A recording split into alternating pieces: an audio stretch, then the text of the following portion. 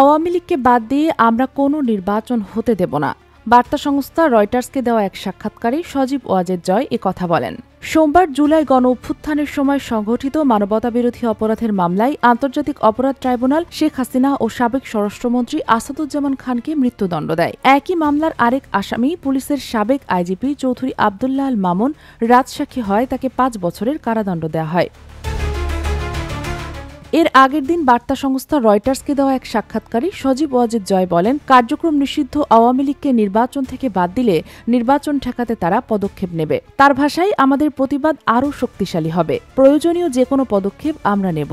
আন্তর্জাতিক সম্প্রদায় নীরব থাকলে নির্বাচনের আগে বাংলাদেশের সহিংসতা বা সংঘর্ষের ঝুঁকি তৈরি হতে পারে।